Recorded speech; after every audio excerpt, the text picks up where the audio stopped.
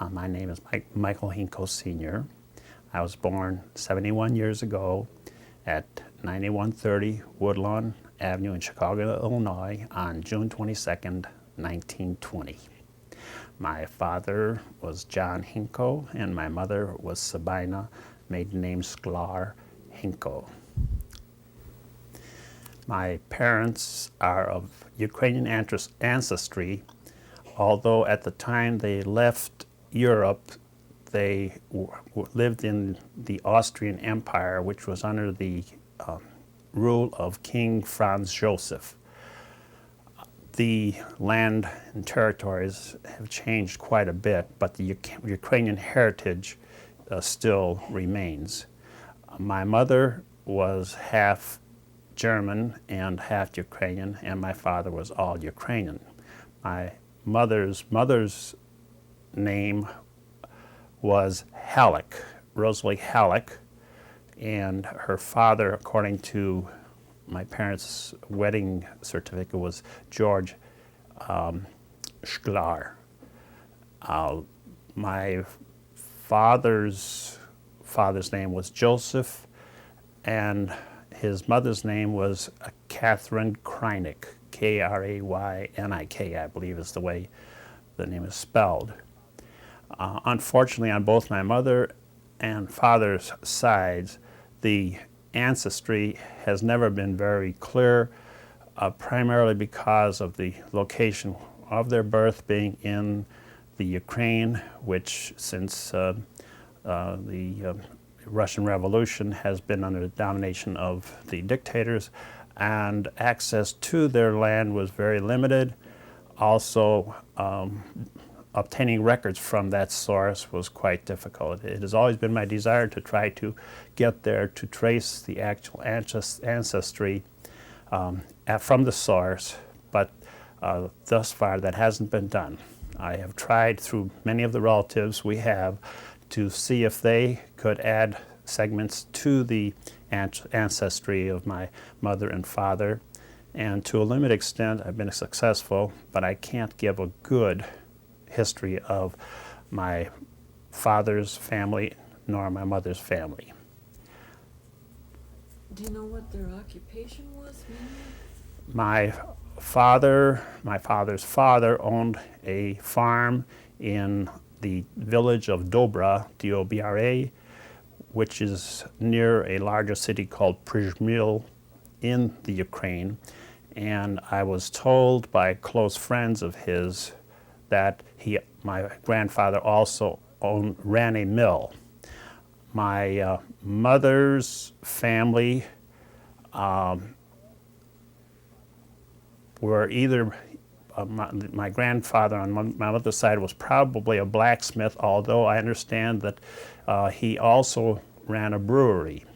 My grandmother on my mother's side was in the catering business. She would cater very large functions such as weddings, and my mother would frequently recall how she would go with her mother several days in advance to prepare for these banquets, arranging for the food, the baking, even the slaughtering, whatever it took to produce a large banquet. And these traits stayed with her because during her lifetime, she was known as one of the greatest cooks around, and all her foods were prepared generally without any reference to any recipe, and superb. I'm thinking of even the crepes she would make just like from scratch, and they always turned out perfectly. So whatever she learned from her mother was certainly great, and it did stick with her quite well. When my parents came to this country, they were not married in Europe. They came to the United States, I'm guessing about 1911. They came separately, and these documents are on their naturalization certificates. But they both landed in Jersey City, probably came to the port of Hoboken and then lived in Jersey City, were married in Jersey City on May 25th, 1913. And they had two children born to them in Jersey City. The first one was Miroslav, or commonly known as Russell, and he was born on April 14th, I believe it's April 14th or so, of 1914. And he had a sister, Jeanette, and I don't have any reference to her birth, but both of those children died through some epidemic, probably around 1917 or 1918. My dad at that time worked helping build the railroad tunnels under the Hudson River, and later they moved, I believe it's to Potsdam, Pennsylvania, where he worked in the coal mine, and subsequently they came to the Chicago area. My mother had a brother in New Jersey, and he lived for the most part in Seawarren, New Jersey. His name was Stanley Sklar. She also had a brother who was in the Chicago area, and his name was Nicholas Sklar. Stanley had three children, Helen, John, and Mike, and we frequently visited them in Seawarren. My uncle Nick Sklar lived in the Blue Island area. He first lived in Burnside, very close to the Ukrainian church in Burnside, and then moved to around 147th and Western Avenue in Blue Island. And we also visited with him quite frequently during our childhood. Did your parents know one another before they came over here? I don't believe my parents knew each other while they were in Russia, because my mother came from the town of Drohobych or Borislau, which would be about maybe 80 kilometers or 50 miles to the southeast of the area from where my father came from. So the only time they must have met was when they both met in Jersey City, living close to one another. Do you know any more about their reasons for coming? Did your mother come because she had older brothers? Is that it? I suppose the reason my parents came here, just like any other people immigrating to America at the time, was for financial reasons. The circumstances under which they lived would be more rural. Although my mother lived in the area where they had a lot of refineries, she recalls that quite vividly. So I don't know if it was entirely economic, perhaps because one or two of her brothers had already come to the United States, that she chose to come here. And she did come here with the wife of Stanley Sklar. She came to the United States with her. Although she did not stay long with her, she stayed with another close friend. His name was Catherine Lalick. I don't know just what sort of work my mother would have found, but I know that she was at one time with this close friend of hers, and they found it necessary to sleep in the cemetery because they had no home and no place to live. And what she did, I don't know. There's no definite history in it. As much as I would prod my parents, they would enlighten us to the extent they could. I do know that my grandmother was still living while we were still in the Burnside area, because I recall when she died, it upset my mother greatly. But I never met any of my grandparents. She never saw her parents again then after she came over here? I didn't meet my grandparents, and since they never went back to Europe, they never saw their parents once they had left. So the only associations they had with their family would have been their brothers and sisters, and my father had one sister here, Caroline, who married a Nick Podlecki. So I have the only close cousins I have are the Podlecki family and the Sklar family, and the only remaining Sklar cousin is Helen Zelovitz Sklar. So my relatives are very narrow, and there aren't too many people I can turn to get information. I have asked just about everybody we knew if they could develop any history, and it's been very, very difficult. Some would say they would try.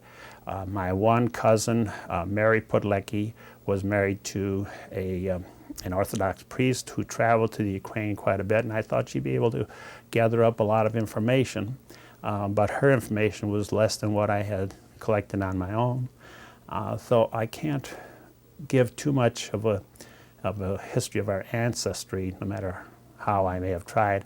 I'm sure that there are records, because every village had its church and every church had its records. So if it were possible to go to these villages, I'm sure I could dig up the information that would help develop the ancestry. I know my father had at least one other brother. I understand one had drowned in an accident crossing the San River, which ran right through the town of Dobra. He was crossing the ice when the wagon fell through the ice.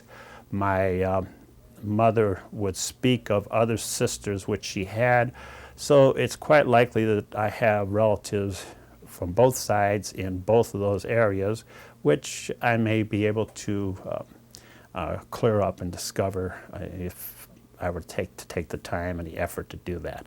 I'd like to know all about the history, and that's one of my aims at the present time.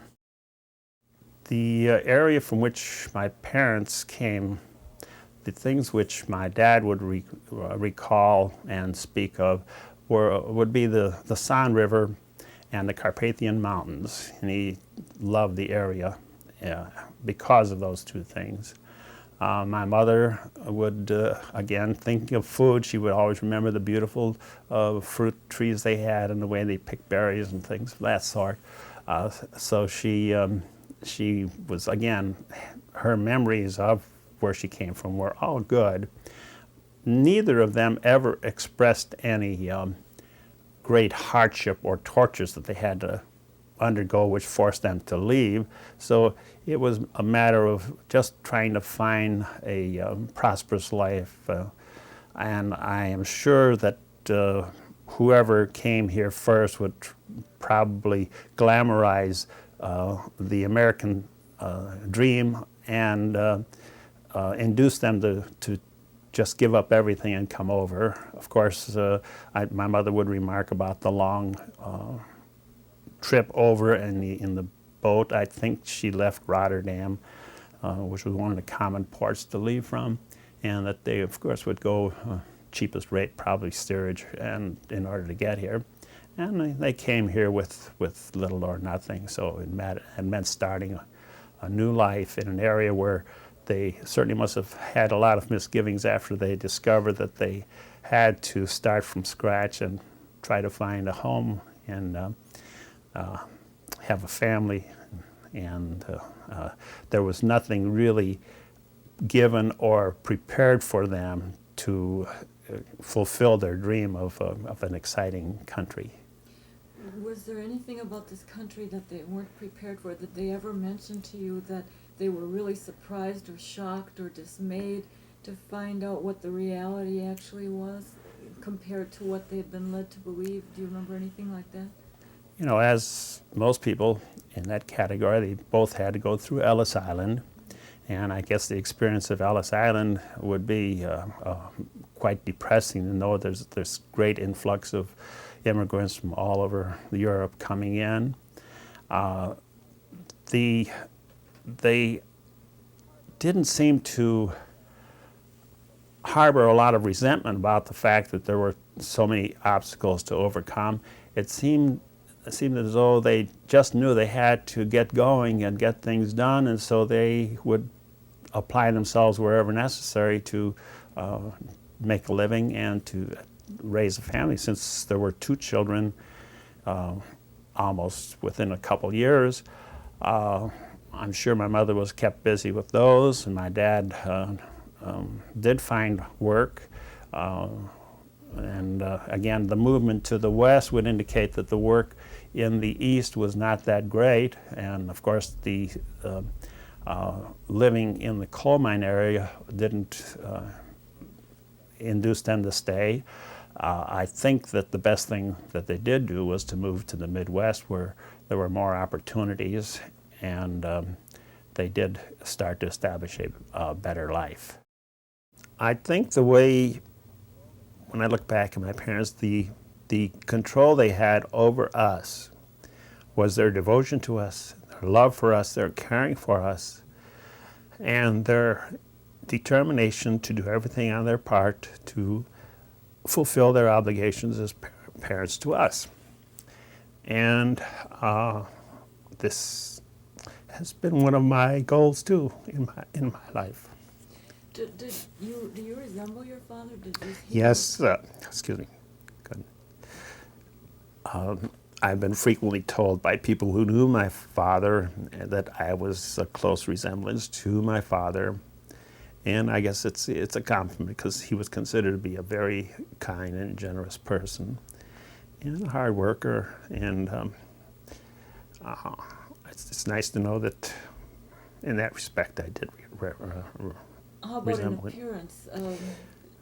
Do you think you look like him? When I look at a picture of my dad and me, I can't say that I look like him.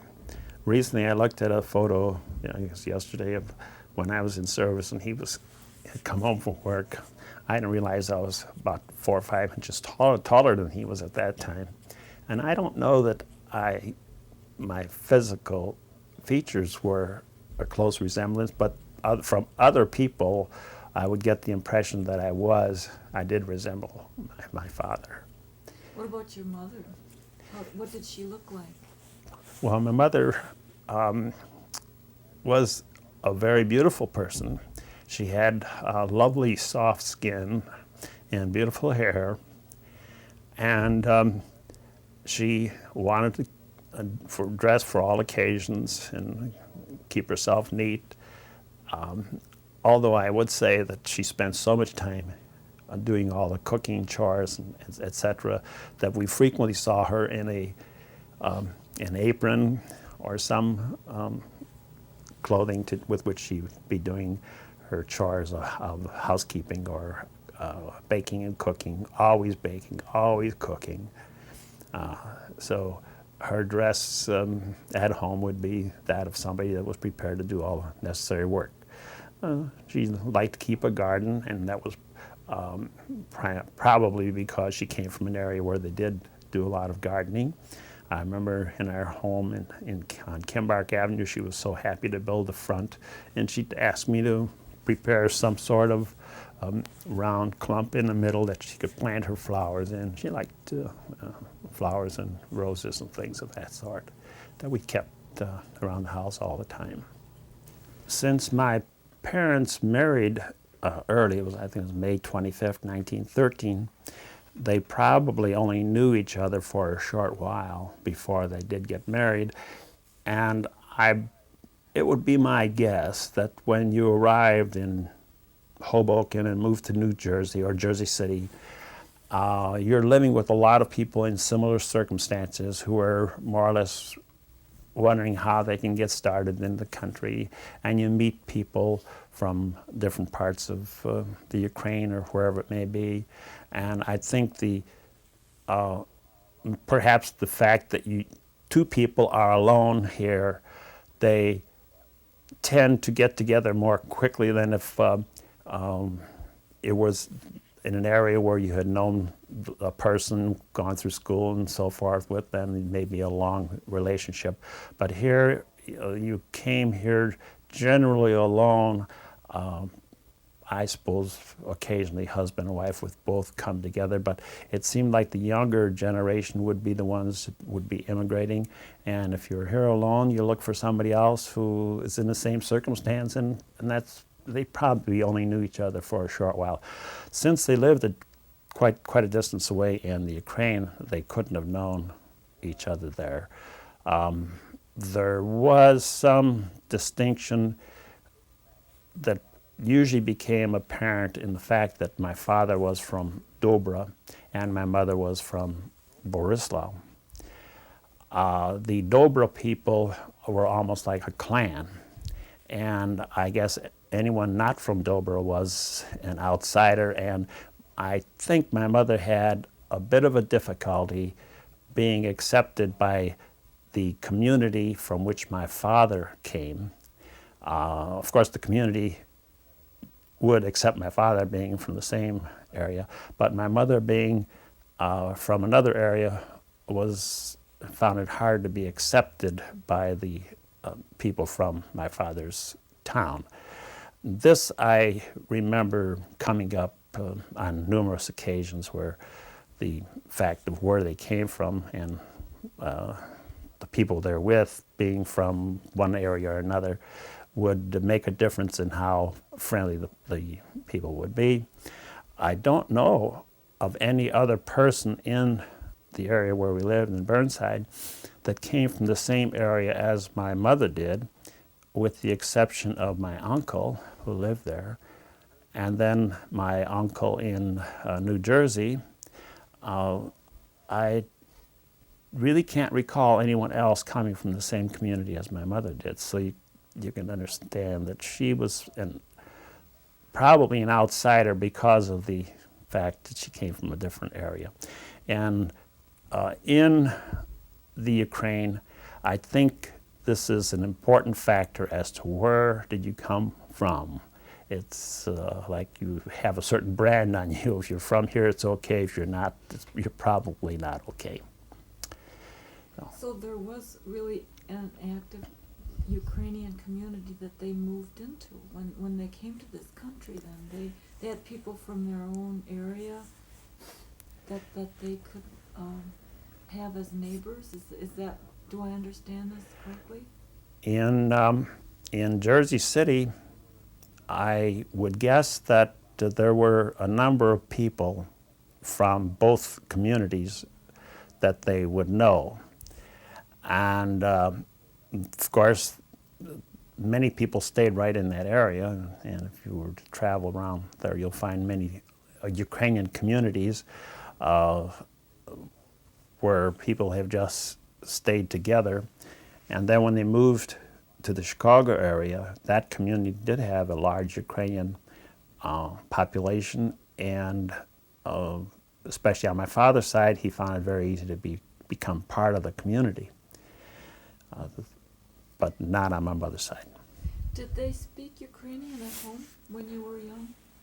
In our home, my parents would speak Ukrainian, but we would usually answer them in English, and they became quite well versed in English, and tried hard to develop the necessary knowledge to both speak and write English because of the needs in their just getting along and transportation and work.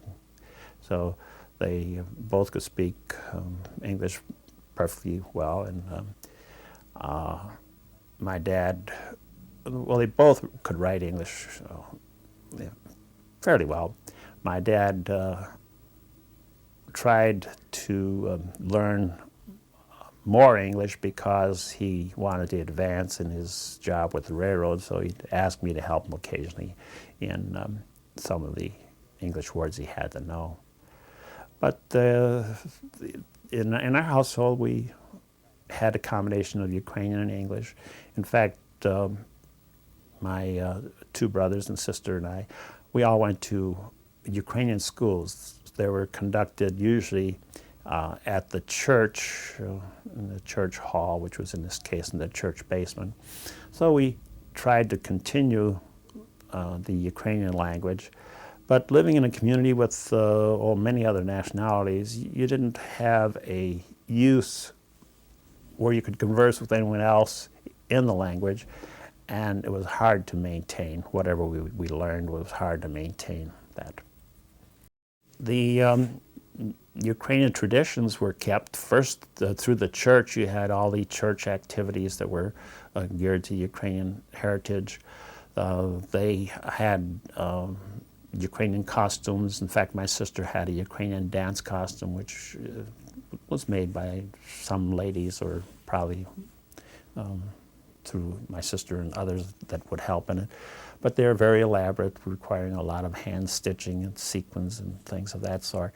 So they did maintain the dance, the singing just went on all the time because they always had Ukrainian choirs that would sing, and at the church services they had the chorus that would accompany the minister in his sermon, and well, even the minister would be giving half of his lecture in what you might consider in song. So that was maintained. The tradition of the holidays is maintained. The Easter egg tradition was very common. We all learned how to make Easter eggs with wax and a straight pin on a pencil and dye it and do various designs. And we understand that the designs were important because certain areas had a certain design, other areas had a different design. The Ukrainian performances, the dance and all, as to the extent they were able to, it was maintained very strongly in our community. So we had a chance to keep the Ukrainian tradition going. You can still remember doing that, making the Easter eggs? In fact, as far I'm sorry. as far as the Easter eggs are concerned, we even taught our children how to dip the pen into the wax and put the little squirrels onto the Easter eggs, and then we'd have contests to see who had the worst egg, I guess, because no one had a real great one. But we did show them how to do that, and so it's something that we've, in a sense, handed down. I don't know if they continue that any longer, but it's one of the things we did do. The Easter eggs, of course, were strictly an Easter tradition. Christmas traditions were in both Easter and Christmas, the traditions called for special baking. The breads had to be a certain way for Easter and a different way for Christmas. And of course, in the early days, it was very important that when your bread was prepared, that actually the priest from the church would come to your home and bless the breads in your home for the holidays.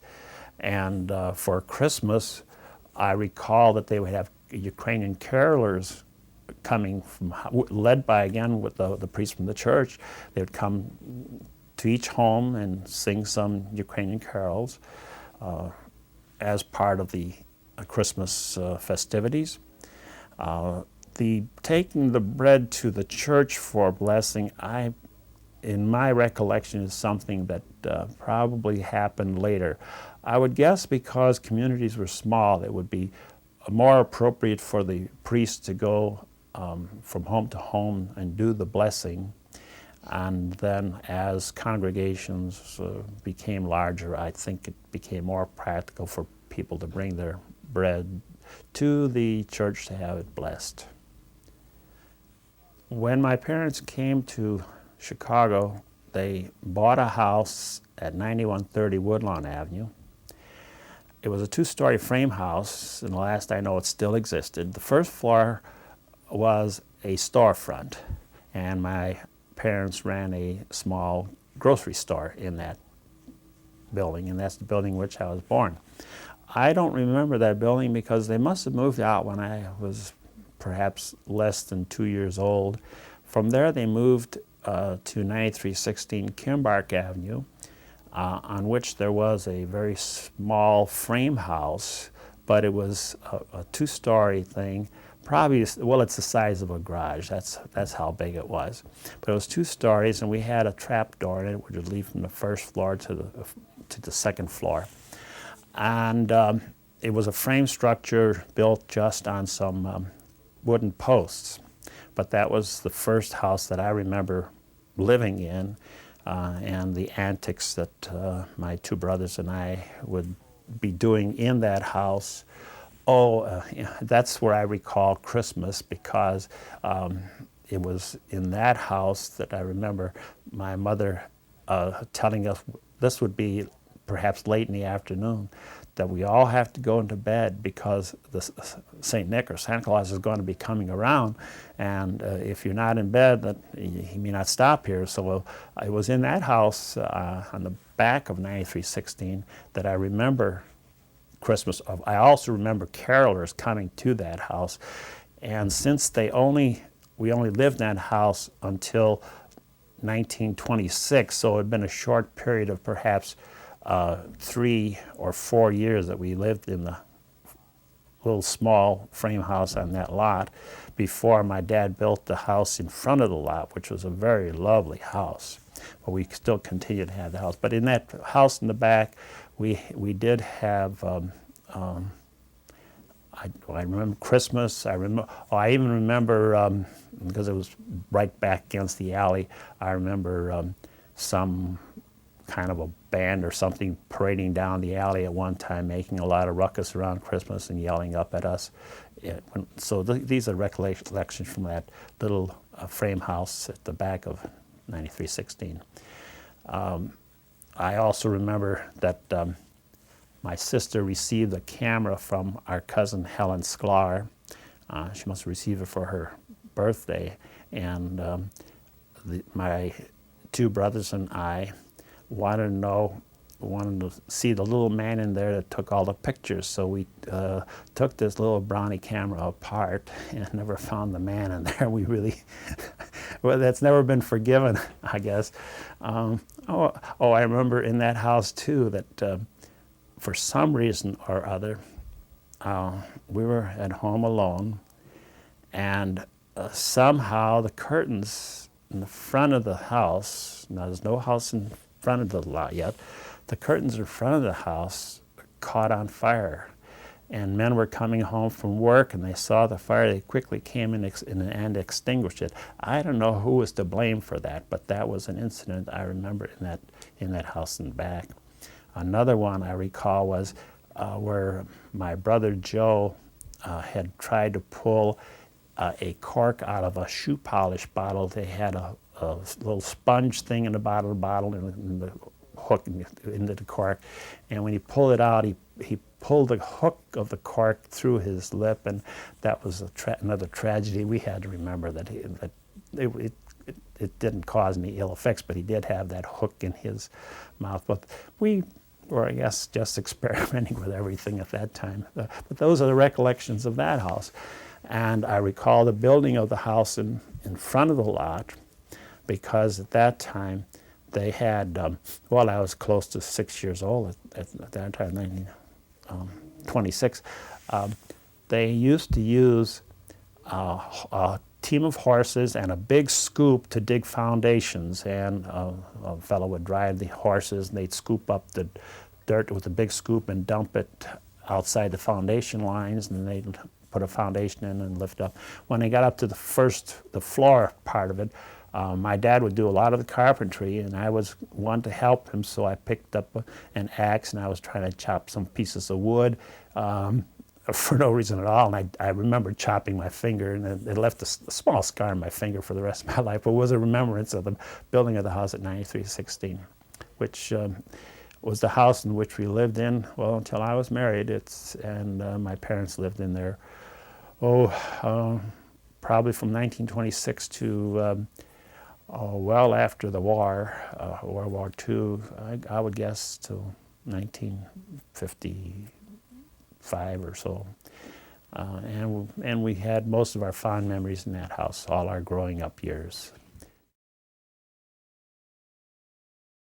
After my parents moved to Chicago, they had 4 more children. Marie is the oldest. She'll be 75 on September 27th of 1991.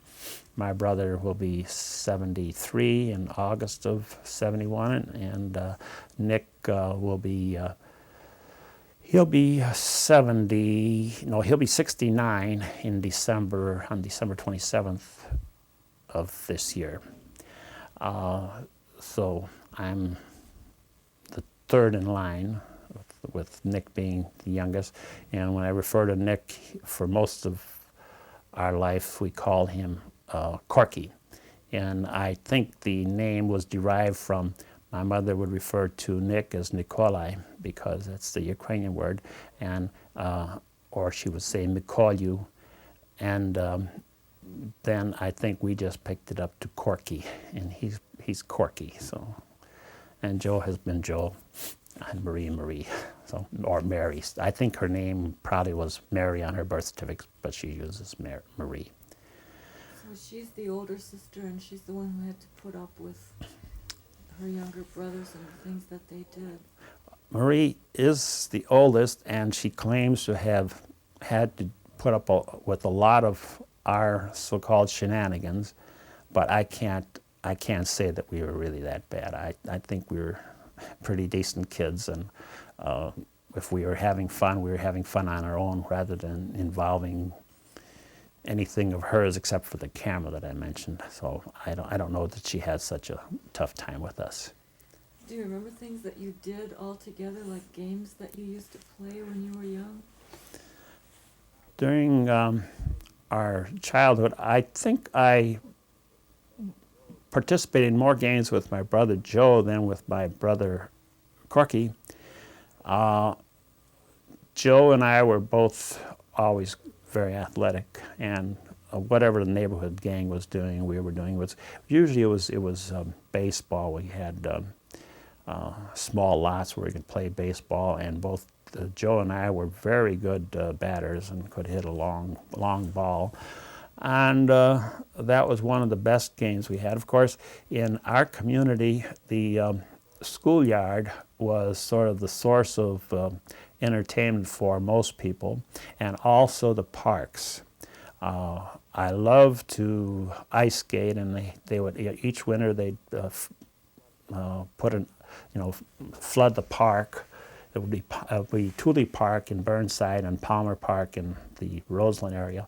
Flood the park, put up big light poles and a warming house, and we'd go there just about as often as we could. From our early years on, and that was one of the great things we did. The swimming pool at Tooley Park was put in later, and we'd like to go swimming there.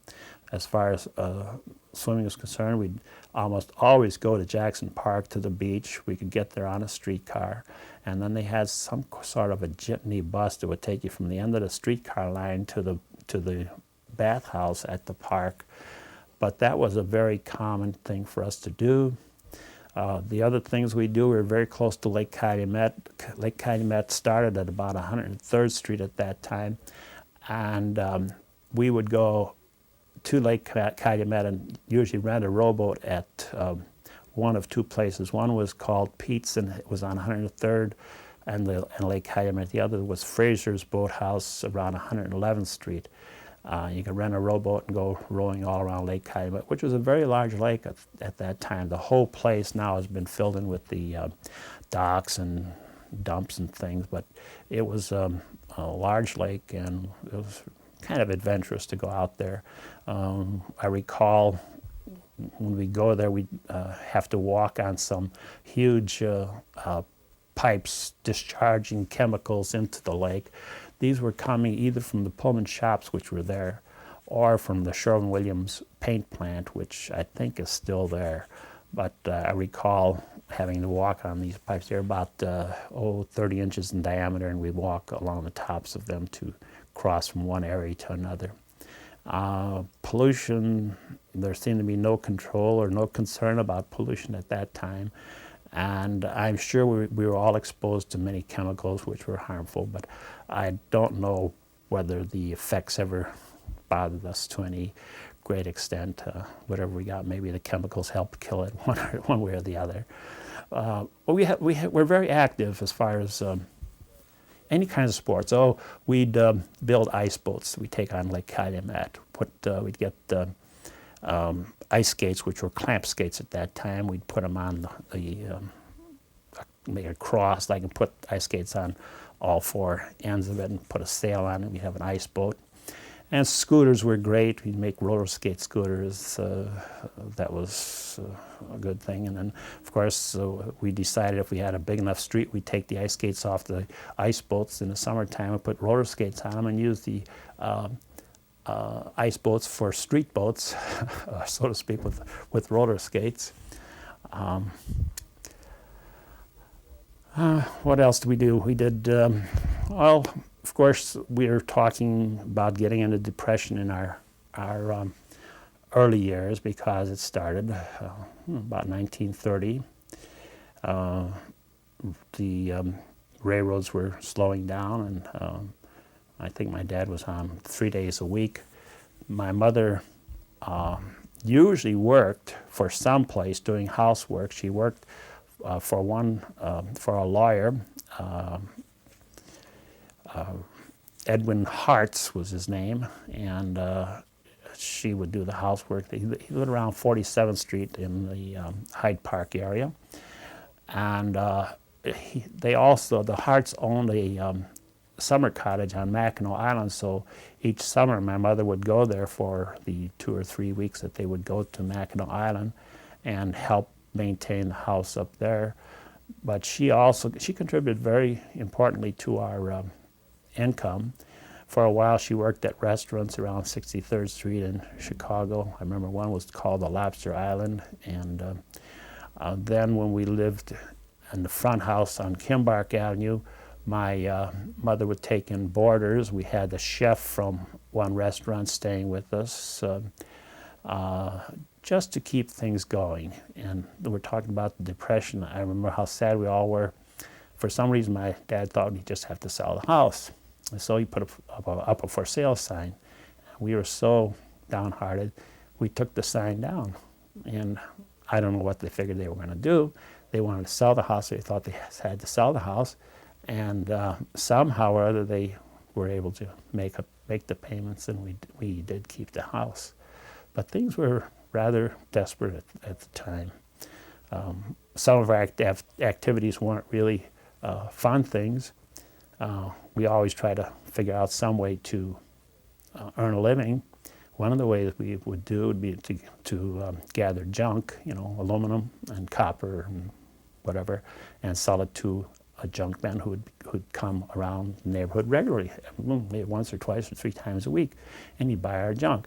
So we would go what we call junking. We'd have a burlap or gunny sack, whatever, and we'd go down the alleys and pick up aluminum pots or copper from some place or another. If it was copper with some insulation on it, when we got it home, we'd build a fire in the alley and burn the insulation off and beat it off and sell the junk and pick up some money. And then another thing we'd do during Depression is we'd go to the area where they had grain elevators, and we would, after they empty the grain cars into the grain elevators, we'd go in there with a whisk broom and a pan, and we'd pick up the spare grain and fill up sacks, and we'd get an awful lot of grain. And in our neighborhood, many other people raised poultry, so we'd sell the grain to the people raising poultry, and we were able to pick up money that way. As far as keeping our houses warm, we had several ways to do that. We lived in a community that was surrounded by railroads. On all sides, it was a triangle with railroads on each side of it. So railroad ties were always available. When they replaced them, we'd be able to get railroad ties, and we'd gather a huge stack of them. And there was a person would come around with a big one-cylinder gasoline engine and a huge buzz saw that would cut up the railroad ties into the size you could throw in a furnace. And I think they charged 10 cents a railroad tie. Or we had the 2-handled big saws, and we just saw up the railroad ties. And the other thing we did, which is a little hard to admit to, but we would go on railroad trains that were coming from Pennsylvania and so forth, loaded with coal. And when since we were in an area that had a lot of railroads, they all had to stop at a crossing around 94th Street and near Stony Island Avenue, because trains were crossing from all directions. So when the train would stop, we'd get on these railroad cars, coal cars, and stack up coal along the sides of the cars. And as the train moved to the west, when it got to our street, we would throw the coal off and then gather up in sacks and wheelbarrows. And truthfully, our coal bin was full during the heart of the Depression, it was we never suffered for heat. But it was getting tougher and tougher to do because the railroad police were getting more vicious. So I recall my mother always wanted to bake, and she said, now if you can go and get me some coal, I think I can do some baking. So I'd go along the railroad tracks, and of course all the engines were steam engines then. And the coal would fall off the coal tenders. So you walk along the tracks, and you could just pick up enough pieces of coal to fill up a bucket, a big bucket, and I'd bring it home, and there'd be enough coal because we had a wood-burning stove in the basement of our home, which would produce excellent baking. And if I got enough coal, we'd have baked goods. My parents always did canning, like a barrel of sauerkraut, at least one barrel, maybe 2 barrels of sauerkraut. You'd get a load of cabbage, and they had the regular slicer, which was like a trough with a square box in the middle, and you put the cabbage in there and slice it. So you sliced it into a pail, and then you throw it into the barrel, and put whatever they need, salt or something, and then on top they put some boards and a big stone to crush it. And they would do canning. I remember getting just baskets and baskets of grapes from Michigan, but they were Concord grapes, which were very common at that time. And we'd have grape jelly. And my mother canned all the vegetables, pickles and tomatoes. So we had our fruit cellar was really a fruit cellar loaded with canned goods. In a way, when we talk about food, we found means of getting enough of it, and probably an overabundance of it through ingenuity and hard work, and so we didn't hunger. During the Depression, many people had to be on relief, or at that time they called it being on charity. We didn't, not that we didn't need it, but through the efforts of my mother working, my father working, the kids junking and getting things from the railroad, and like the grain and so forth, we did struggle through. Didn't have anything in excess, but we were able to manage very well through those very tough years. We went to they had a municipal dispensary on 75th Street, which was also tuberculosis the clinic, but the dental work we received was at the dispensary in Grand Crossing at 75th Street, and perhaps Drexel Ellis, somewhere in that area. That was still through 1937, I would guess, as I was in high school. And again, as a health thing, one of the first jobs I had, along with my brothers, and I don't know if my sister did, but my mother, the farmer to the south of us, right across the railroad tracks on the south side of Burnside, was a heavily wooded area. It was Pullman Woods, and we used to just call it Pulley Woods. And just to the south of there, which would be right around the Jay's factory area, Jay's potato chip factory, was a big farm. The owner was Tunstra. He had a big onion farm, and each year he would hire people to come in to harvest the onions and twist off the green and load up a basket, and he would pay us a nickel for every basket. So by picking onions, we were able, again, to just keep enough coming in to help us manage things. But getting back to the health thing, this farmer Tunstra also had cows, and we would get our milk from Tunstra, and it was nickel a gallon. So we'd walk to this farm and get the milk for nickel a gallon. Unfortunately, it was not pasteurized, just raw milk. And our community had quite a bit of tuberculosis, and I was one of those who developed it. I was about 16.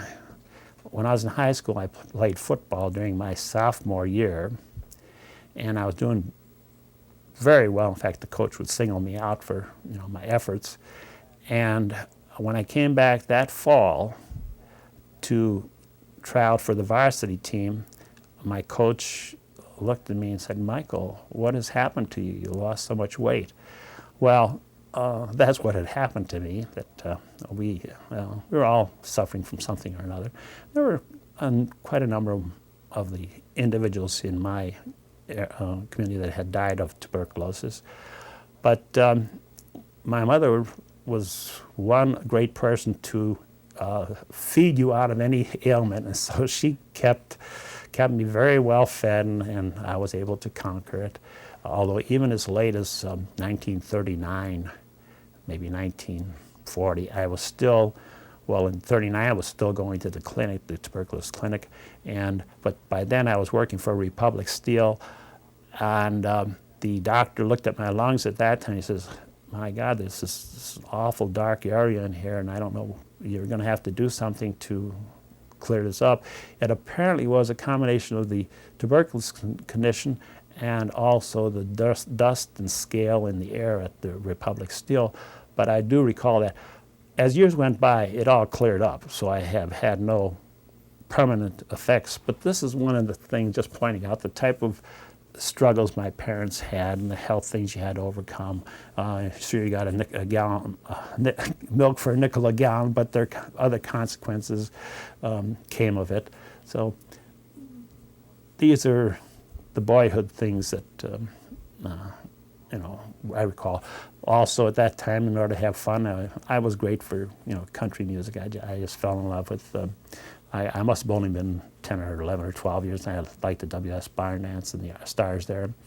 And I probably was 13 or 14 when a lady we knew, old relative or something from our family, had a guitar, and she sold it to me, I think, for $5. So a couple other kids on the block had some instruments. We'd play our guitars on the front porch or in the house or something. That was our another means of entertainment. We'd play for hours and hours and hours. Speaking of these friends that would play their instruments, we were great for digging caves. And this is Carlson. Mr. Carlson didn't seem to care if his kids dug up his yard. So we dug some long caves in his yard. You dug deep trenches, got some corrugated metal from the railroad, put it over the trenches and covered it with earth so you wouldn't know there's a cave there at all. We did that along the railroad tracks too. We'd have caves leading from a certain part up into a clubhouse which we would build along the tracks, and you'd have tunnel access into your cave or into your house. Those are some of the things we did for great excitement at that time. Somehow we kept busy, and during the hot summers, you had no air conditioning. You'd sit out on a porch late at night. If it wasn't too dark, you'd play cards. Some of the other games we played were marbles. Marbles was a great game at that time. You'd draw a circle and shoot the marbles in various ways. And the games with a jackknife, you had the jackknife open. You'd have various ways you had to make the knife stick in the ground, and it was so many points, 5, 10, 25, whatever it was.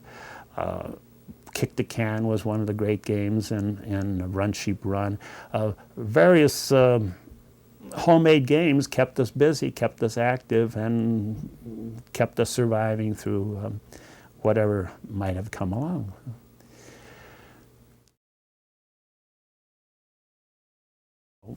One of the other activities I had during my younger years was we'd build kayaks, and we'd build those out of some wood from the railroad. Everything seemed to come from the railroad.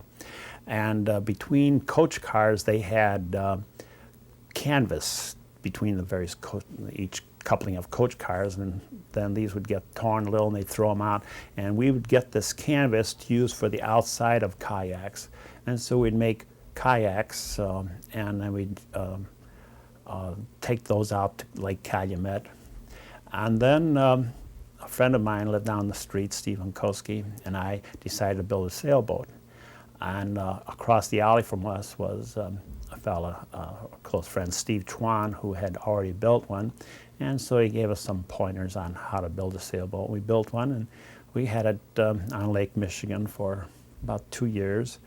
It was a long time building because you just didn't go to a lumber yard with a long list and say, I want these things. You try to first figure out where can you get some wood without having to pay for it, and where can you get other materials without having to pay for it. So it took us longer to build than if you want to do something like that with the credit card and going to the lumberyard to get all your supplies. So, but we did have fun in a little bit of sailing around Lake Michigan. I guess I was attracted to the water. Of course, we were very fortunate to live that close to the lake where we could go out there and have fun just at the beach or whatever. Incidentally, during hot summer seasons, it was a usual thing for us, like on a Sunday, we would rent somebody would have a big truck. We'd all pitch in maybe a quarter apiece, and it'd be enough to pay this person for gas, and perhaps 20 or 30 of us would get on this truck, and they would take us out to the dunes area, or we'd have a picnic, or else we'd stay overnight on hot nights, and we'd call them beach parties and come back. But that was another way we had of taking care of the extreme heat during the summer. Those were some of the things we did. When you were building the sailboats and the kayaks, you were pretty old by then. You were in high school at least, weren't you? I built one boat at the Thule Park workshop. Somebody had started and gave up, and I finished that boat up. I think I was probably 16 years old at that time, and I was maybe a year older than that, or between 16 and 17 when I built the sailboat, because I know I was still in high school. And I recall, because I had written a short story about the sailboat as for the Tilden Tech Times, so I know it was still while I was in high school that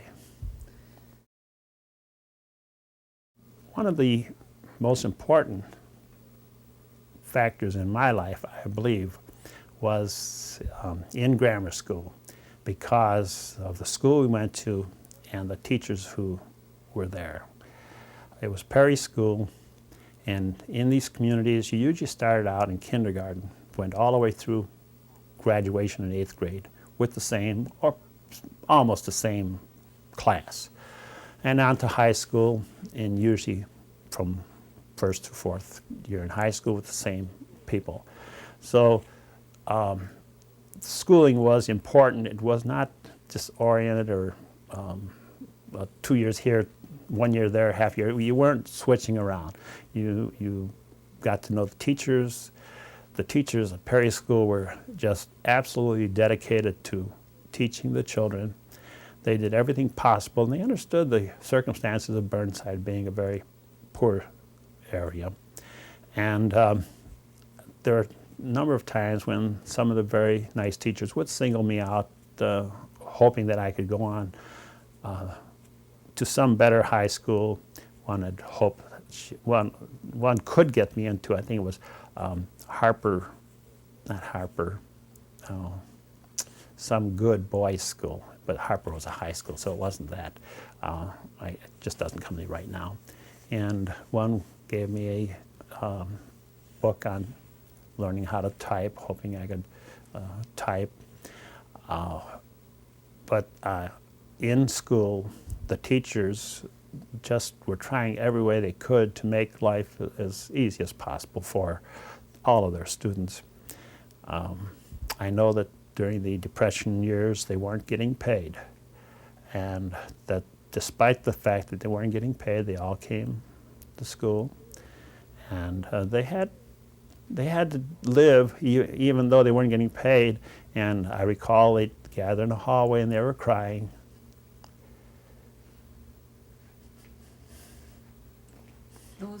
Those teachers, I remember you telling me that they acted more like parents to the children and actually provided things for them. Yes, they did. They in our school, we were very fortunate. We had a lunchroom, which was not common in all schools. we had a penny lunchroom where you could go during recess, and for a penny you get a peanut butter sandwich, which was made on a dark bread, not really whole wheat and maybe not rye, but it was a dark bread which with peanut butter tasted so good, and you could get a bowl of bean soup. And I know Mrs. McElhaney was in charge of the lunchroom. So we were able to get our basics, a little supplement to our diet in our own school lunchroom. The teachers would use their own money if they want to send us somewhere, like to the Art Institute or something. They use their own money for car fare. I remember I was in a puppet show in grammar school, and the teacher would drive us to the various places we were going to perform with the puppets. Oh, I was the big bad wolf, I think, in the Three Little Pigs, and we performed a number of places. But the teachers were part of our parenting. There were only a few kids that were ornery enough to make the teachers a little angry, but for the most part, the school years were, again, a very pleasant experience. Although I will say that in our community, there was developed, no, it wasn't, but a criminal element developed with the neighborhood people. They were fellows, and some of them were sent to prison. I remember one guy was he was known as Machine Gun Butch, and well, they all had nicknames. I hate to start to go through the nicknames because some of them aren't very nice, but everyone had a nickname. And several of them were sent off to prison for robberies and various things of that sort. So we had our criminal element. I suppose, again, maybe they didn't think it was the proper thing to go junking or whatever it was to make a living, and they were taking some shortcuts. But there were some in our neighborhood.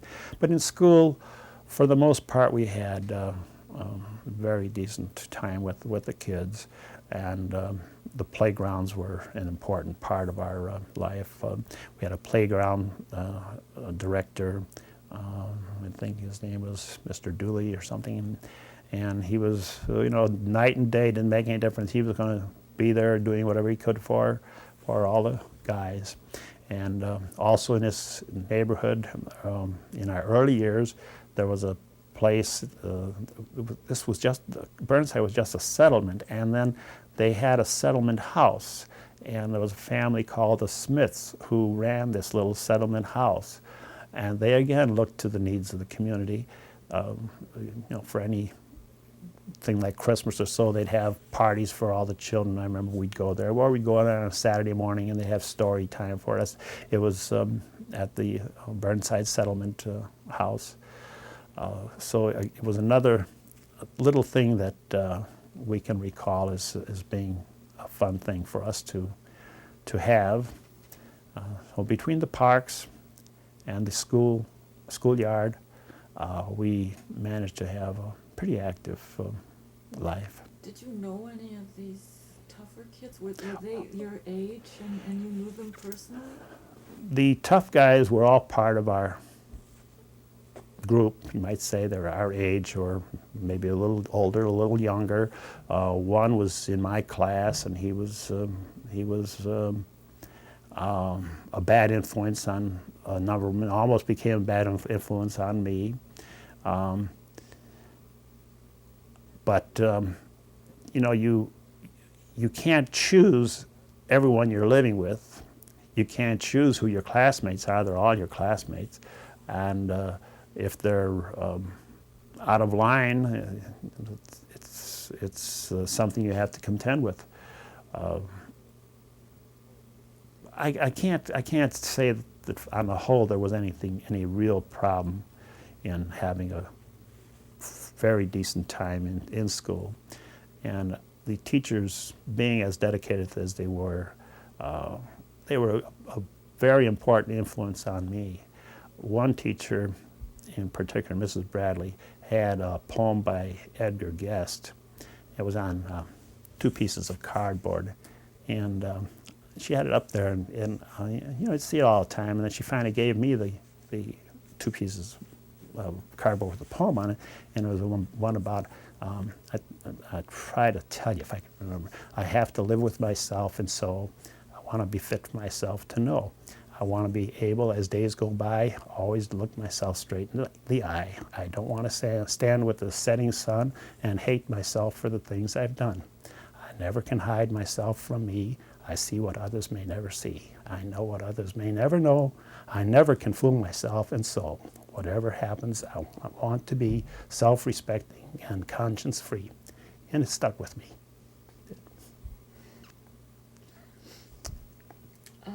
What were some of the things that you feel you really learned there as far as your skills go, and what kind of training did they give you that really served you well in later years? As far as our elementary school training, I think we had a better, much better education than children receive today. Penmanship was very important. You had to do all these things over and over, and you would get to develop the proper penmanship. The sciences were taught to us. History and geography was thoroughly given us. We also were fortunate in having a wood shop, and the girls had a cooking class and a sewing class. They actually had cooking devices and stoves and sewing machines, and we had a lot of things in our wood shop that we could use, learn to make things. We made very nice pieces of furniture. So we learned skills. We learned the making of the wood, the finishing of wood, polishing. In our science classes, we usually have projects of industries, the oil industries, the steel industries. We'd get a very thorough knowledge of things like that. When I was in school, I tried very hard to excel in everything, every aspect of learning. I feel very fortunate in having that type of attitude because we did want to excel. So I was good in mathematics, in geography, history. I can't say my penmanship was as great as one would want it to be, but I felt that every course we had, that I would want to learn everything possible about it. And that attitude that started in grammar school continued on through high school and in college, each phase being a little more difficult because of some adversities that may have developed, but I did want to excel, whether it was playing on the teams. I know we played inside the gym, and again, being a good batter, if we played baseball in the gym, around the top of the gym they'd have a perimeter of lights, and I could hit the ball way up in the top, it'd stay up there. But I don't know, I had a drive that I wanted to be great and wanted to be the best, and I wanted to learn all these things. I wasn't thinking how I could avoid doing these things. And as far as that goes, when you think about homework, you come home, my mother and father would want us to do our homework, but that's about all they could do, is want us to do our homework. They couldn't help us because they knew nothing about it. They couldn't say, well, why don't you refer to chapter? You know, we knew nothing about anything. We knew nothing as far as home is concerned. We had no background in education, in poetry, in history. There was nothing that the parents could help us in because they didn't have it themselves. So it had to be on our own shoulders to dig out whatever we needed and get it done, and be sure you get it done. And if it wasn't done, they weren't going to be the ones to suffer. We would hate to hurt them. Maybe that's one reason we did it so good, because we loved them so much, and we just wanted to do whatever was right, and we attended to our business and accomplished things we wanted to accomplish. You were never encouraged to just get a job. You always felt that school was the way toward better things, not quitting school and going out and making money? During the time we went to school, in grammar school, we were just suffering through whatever was whatever. By the time we graduated grammar school, which was in 1934, and incidentally, just yesterday, 6 of our classmates met at Glenwood Oaks for lunch with their husbands or wives, and we've met. That would be our 57th reunion. We still maintain that camaraderie even today because of the close association we had. But in school, we didn't think of going to work because school was important, and that's one thing our parents certainly emphasized, because they knew that if we didn't go to school, then our life would be nothing more than what theirs was as far as an occupation is concerned. And I feel a little sad. My dad wanted us to learn, and so he bought a book. Didn't know what kind of book he was buying. He just bought a book, and I remember the name. It was For a Foot. And I guess he figured if you just read a book, it'll be some help to you. But he didn't know that it wasn't either a history book or a geography book, but it was a book. And I remember he did do that, and just his attitude, you know, you have to learn. And we followed through on that. We did want to learn. So you knew that no matter how much time you spent on your homework, your parents would not begrudge that to you. You know, you hear of kids who grew up with parents who felt that school was just a burden and a nuisance, and wanted the kids to get out and make money as soon as they could. Our parents felt that the education aspect was primary, and if they could do anything to make it possible for us to go to school, they were certainly going to do it. We're talking about Depression years, and it was still important to have your education, and that's what we did. Even going on into high school was the same thing. We wanted to get through high school and get the best education possible. When I finished high school, I was given a scholarship, I think, for $500 to go to any school I wanted to. But this again was, we were just barely getting out of the Depression. And this is where the personal feeling on our part was that, well, it's about time we helped a little with the family. Some kids quit high school after 2 years, and that was permissible. You could have a 2-year high school education. But all of us in our family went through the 4 years. And we finished up. But after we did that, we felt it was time to help. I know the year before I graduated high school, I did get a job. I was 17. I did get a job at a radio factory on Cottage Grove, 34th and Cottage Grove, Quam Nichols.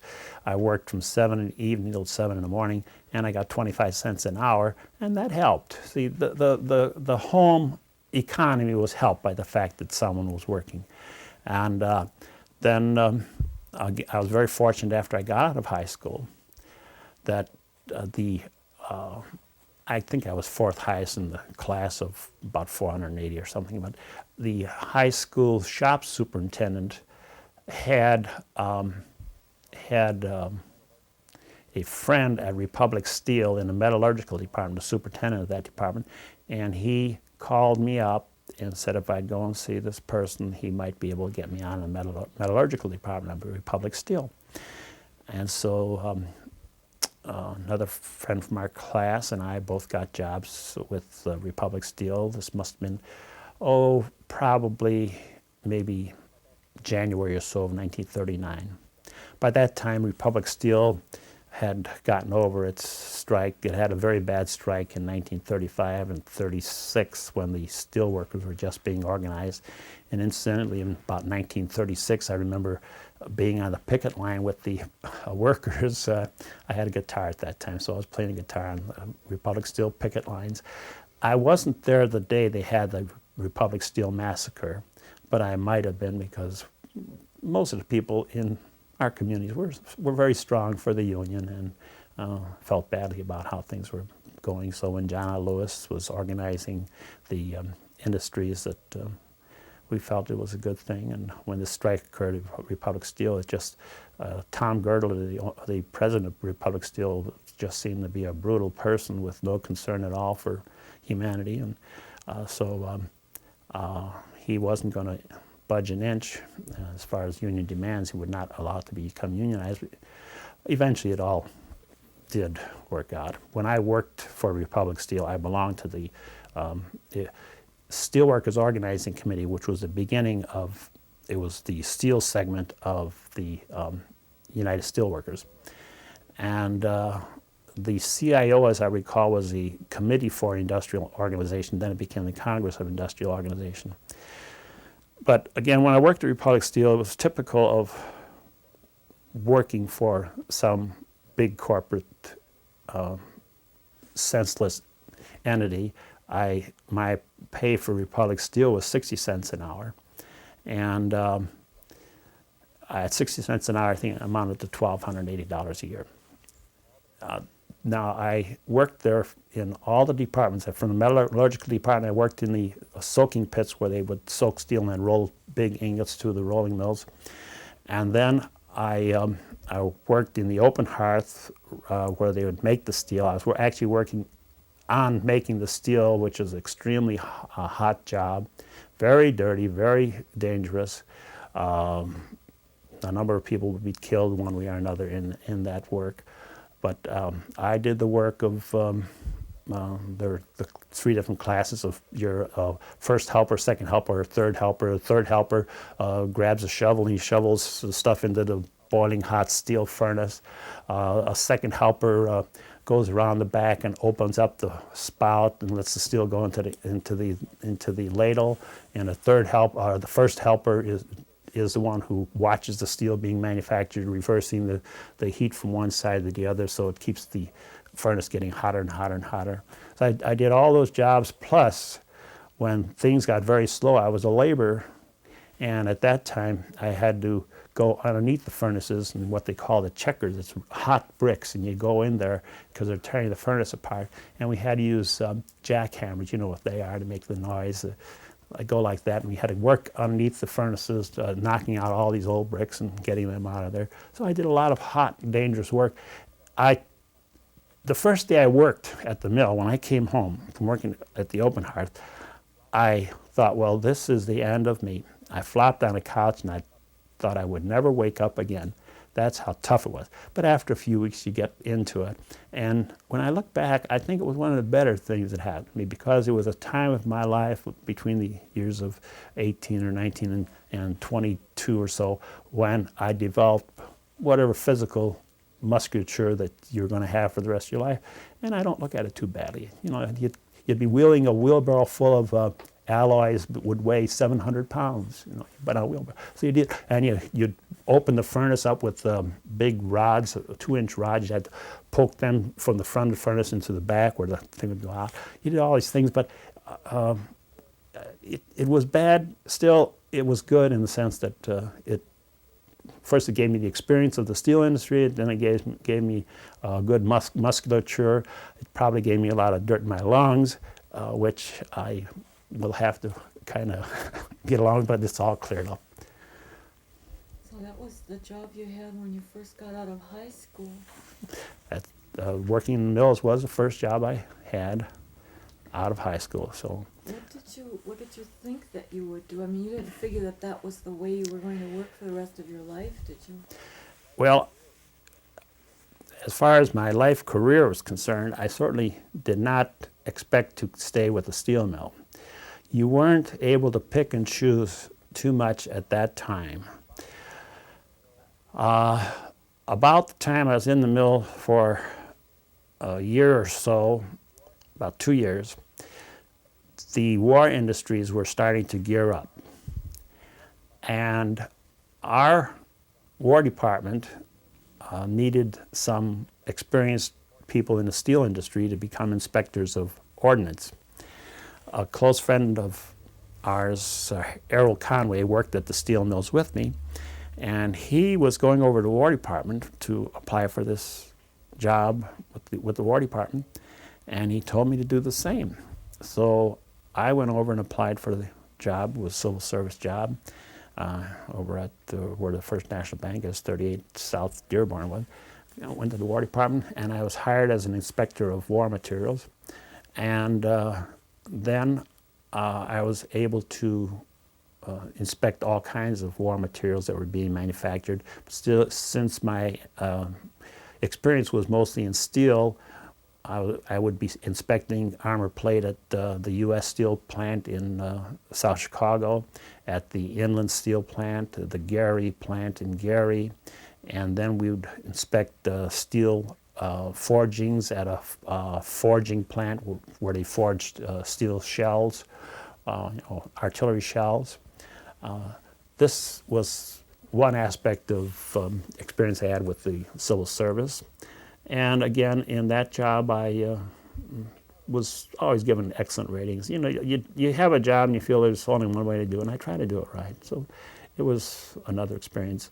I was only in that position, maybe 2 years or so, when I went into service. That was in February of '43, which was 6 months after Dolores and I were married. But that was my work experience up until the time of the war. Did you ever think about becoming a lawyer when you were a youngster, when you were in high school? When I was quite young, my father must have been quite proud of me, because whenever he had to go downtown, he would take me along. And he had the hope and desire that perhaps someday I could become a lawyer. He'd take me to the county building where he paid his taxes and whatever else he had to do downtown. And I could sense that he wished that I could have a career like that at some time in my life. And I'm always looking for the opportunity that would present itself where I might be able to do something toward a good career. Of course, when we're talking about the background of parents who are struggling, you're talking about the background of a depression, you're talking about a war, and you're not talking about, well, I'll drop it all and go to law school or go to college. You don't take an attitude like that. You have to face up to reality. When the opportunity comes along, I certainly wish I could do something. So the opportunity to go to law school came a couple years after the war was over. After the war was over, I went back to work for the government, taking care of the returning war materials that they had, machinery and whatever, and inventorying it and storing it. And then, because of the education benefits that they were offering, Marcia was born in December of 1945. We already had a child to take care of, and but I talked with Dolores. I told her what I like to do. I took an aptitude test with the Veterans Administration, and they found me well qualified to become either a lawyer or a minister. And I had to choose, and I chose to go to law school, go to college and law school. I had no college at that time. So I applied to several schools, including the University of Chicago, not thinking that I'd have the slightest chance to get in there. But I guess they were giving an advantage to veterans because of the disadvantage of being taken away for the time of the war. And I was accepted into the University of Chicago, and I started there in September or October 1947. That's the first exposure I had. I was a little over 27 years old, first exposure I had to college. I worked hard at it. At the same time, I was working as a laborer for Sumner Solid Company. As a laborer, and that was because Dolores' father was a superintendent, so he'd contact some of the other superintendents, ask if they could put me on. Well, I didn't work as a laborer. I'm the son-in-law of one of the superintendents, so take it easy on me. I worked harder than any of the laborers, and I recall working at the refinery Sinclair refinery in East Chicago. They were building a oil separation pit to separate the oil from the water before they discharged it into the Calumet River. And it was a huge concrete structure with, I think it went down about 30, maybe 30 or 40 feet deep. And I had to do all kinds of things, carry lumber and all that stuff up and down ladders. Once I was going down a ladder at this site, and I got just off to the top of it starting down when the ladder swung backwards. I grabbed for whatever I could grab, and all I could think of, well, this will be the end of me. When quickly, bang, the ladder hit, and what it was, the ladder was on a platform only about 10 feet off the top. So I only went on an angle about 10 feet, and I scraped my legs and so forth a little bit, but I was still able to get up and go. What I was disappointed in, I was such a safety conscious guy because of working in the steel mills. They would never let you descend a ladder unless it was first wired up on the top so it could never cave in, and you had all kinds of safety precautions. Here you're in a hurry, you're doing things, and another thing, while I was working on this refinery, the careless work was apparent. Now we're working among all the oil chemicals, and here's a guy working with a welder's torch, cutting a hole into something, and the whole thing bursts into flames. And we all scattered, and I was running, and I thought I was running fast. And here comes a guy on his long legs who passes me up by the name of Herbert Hansen. And he got out of there a lot faster than I could. But those are things we had to do as laborers. And I mentioned about working on some apartment buildings in Hyde Park. We're up on a scaffold, a swinging scaffold they call them, on the outside of the building, up about 20 stories high. And you know, those things are not that steady, and you got to try to bring them up to the next layer for the bricklayers next morning. But you did whatever you had to do, and I was going to school at that time. So somehow or other we struggled through. I got through college, continued on through summers, was accepted into the law school, went through the law school, and in March of '52, now you figure from October of '47 to March of '52, I had finished school. I didn't get my law degree until June because the convocation was not until June, but I actually had finished my work I got my bachelor's degree in 2 years and my doctor's degree in June of '52, and then I took the bar exam, and I was fortunate to pass the bar exam the very first time. So I felt that I had a lot of good things happen to me in my lifetime. One of the nice things that happened to me while I was working for the steel mills was that at that time all the parks in Chicago were featuring square dancing. They had square dances every week at one park or another, or at several weeks. So you go from park to park for square dancing. My brother Joe, again, was active in that, and he had a girlfriend named Joan White. And so in our experiences of going square dancing, one night Joan White asked her girlfriend if she wanted to go, well, we were going to go tobogganing, and she asked her girlfriend if she'd like to go tobogganing with Joe and with her and with me. And so she agreed to do that, and that's the time I met Dolores. It would have been, I would guess it was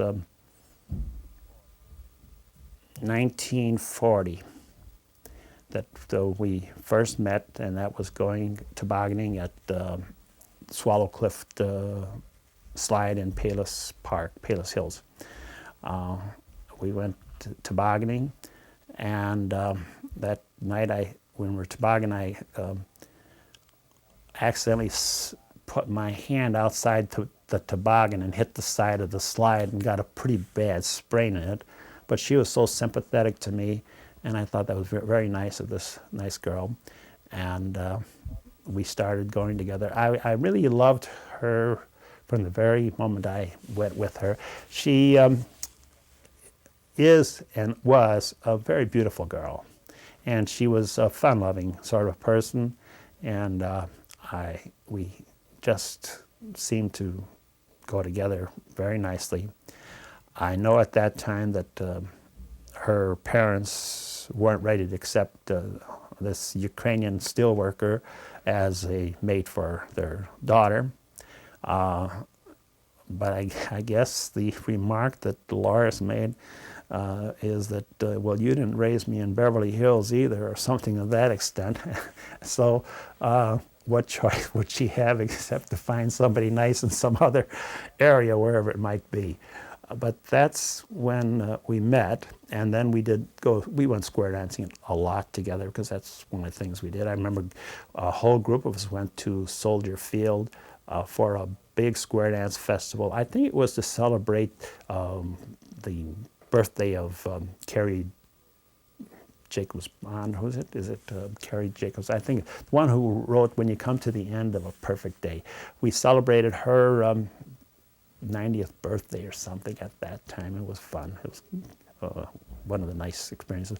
But in square dancing, we went many, many places all around the Chicago area and the suburbs and so forth. It was one of our fun things to do. That was one of the things that you did together. What were some of the other things that you felt you had in common with her?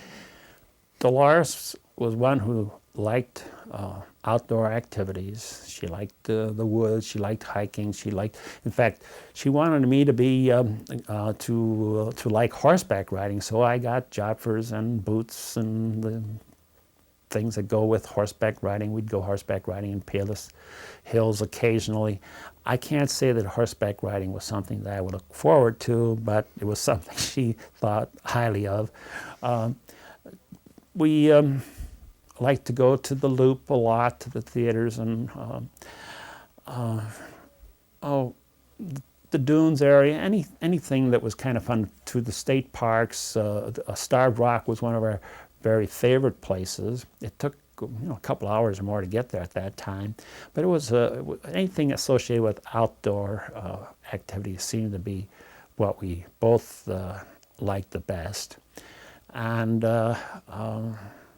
then we started a plan for our marriage, and I bought her a cedar chest, a Lane cedar chest, and we started to go looking for things. Now this was before we had entered the war, because the war started in December of '41, and materials were already short at that time, but we were able to find some aluminum ware and things, and she was getting things for her cedar chest. Things were working out nicely. We hoped to plan for a wedding, and then of course I was working on a car. That's one other thing I did a lot of. I was great at mechanics. We always worked on cars and whatever other vehicles we might have. Take cars apart completely and work on them. Do the valve grinding, the cylinder boring, the bearings. Bearings on cars always broke down. Here I was working in the garage. What happened on Kimbark Avenue is after my dad built a house in front, we had tenants in the back, $10 downstairs, $15 upstairs. And the tenant on the first floor vacated. So he decided to get the contractor to build a cement block first floor, and we used that as our garage and made a very nice garage. And so I was working in that garage on December 7th, and Dolores came over. She said, we're in war? And I said, oh, I can't believe it. She said, yeah, they bombed Pearl Harbor, so that's how we knew about Pearl Harbor. But I was concerned about the world quite a while back. When the Japanese had invaded China, I couldn't imagine these horrible things, people out killing people. It affected me greatly. I remember when Roosevelt gave his speech at the opening of the Outer Drive Bridge, that quarantine the aggressor thing. All those things are clear in my memory. And when Ethiopia was at war, I think with Italy, and you had pictures of these Ethiopians with spears trying to put out a cannon, and this horror of war has been something that I just couldn't understand, and I still can't understand why anybody builds anything to kill people. I don't believe it. I don't believe it's the way to do it, and I'm sure there's a better way. But I don't believe there are enough leaders with enough guts to say, yes, let's try the better way. It seems to be that there's such a vast monetary importance to building killing machines that it'll take a huge effort to stop it. But I was always affected by it. But that's how we came into knowing about World War I, is when I was working on in the garage on a car. Now, Dolores and I had similar interests in our thinking and, history and what's going on in the world, the possible adventure of being able to see these places, which at this time has been pretty well fulfilled. But our interests were quite varied. I guess the main attraction was Dolores was a very pleasant person to be with. She bubbled like, and just felt like she was happy to be with me, and I was happy to be with her. Whatever we were doing. It was just a good association, and we were very happy that it turned out the way it did. Did you know that you wanted to marry her right away? I mean, is that something that you kept hoping would happen after you first met her? When I first met Dolores, I knew she was sort of the lovely little girl that I like to have as my own. I can't say that in 1940, under the circumstances at that time, that you say, oh, she's a lovely girl and I'm going to marry her tomorrow. You would say that this is a person you would like to have as your wife, and let's hope that it will work toward that through all the adversities which we must first face with the circumstances that existed at that time. And I'm sure the intention was there initially that it'll be a permanent relationship. I would meet her downtown. She was going to school at a business school, and I'd pick her up downtown. We'd go out for some beans at the beanery or something or other. But we kept a very close association. And all during the war years, I don't think I missed a day that I didn't write to her. I knew that I wanted to be engaged to her, to Dolores. And I did get a ring, and we had so many occasions where we'd be doing things together. It was just that one of the occasions where we were together that I presented her with the little box with the ring in it. And I guess I hope she was anticipating it, because she didn't have any doubts about accepting it. We were just extremely fond of one another, and it just seemed to be a natural thing for us to do.